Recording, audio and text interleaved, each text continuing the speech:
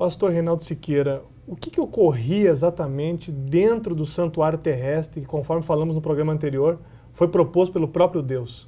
O que acontecia lá dentro? Nós tínhamos ali no santuário, sobretudo, o sistema de sacrifícios e orações.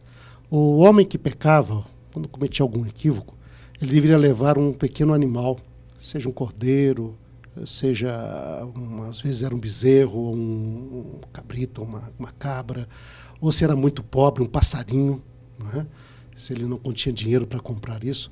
Mas se ele pecava, ele deveria levar isto ao santuário, apresentar isto ao sacerdote, e nesse momento, este pequeno animal seria morto. O seu sangue seria tirado. Esse sangue seria muitas vezes usado ali perto do próprio altar externo do santuário, chamado altar de bronze, não é? Às vezes derramado grande parte dele, mas algumas vezes parte desse sangue era levado para dentro do santuário, para o primeiro compartimento, que é chamado de santo. E às vezes posto sobre o altar pequenininho que havia ali, um altar de ouro chamado de incenso, era colocado nos chifres desse altar, e o sacerdote pedia perdão a Deus pelo pecado que aquela pessoa tinha cometido.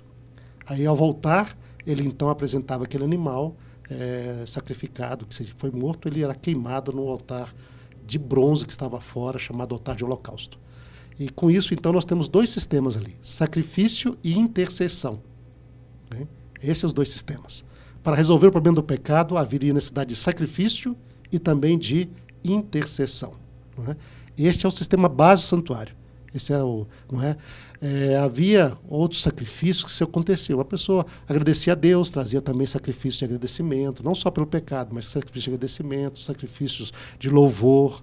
Mas, inclusive, agradecimento e louvor, apesar de, às vezes, não serem sacrifícios que necessitassem de animais, poderiam ser sacrifícios de comida, farinha, trigo, etc. A pessoa levava mesmo. Levava para apresentar a Deus. Mas mesmo assim, esse louvor era colocado no local, sobre o altar onde estavam queimando os animais.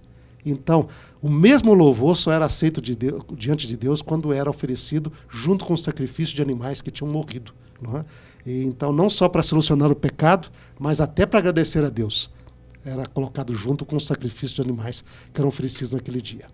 Pastor, todos esses rituais a que o senhor está se referindo, eles têm mais a ver com o Antigo Testamento ou depois, no Novo Testamento, o santuário tinha essa mesma função?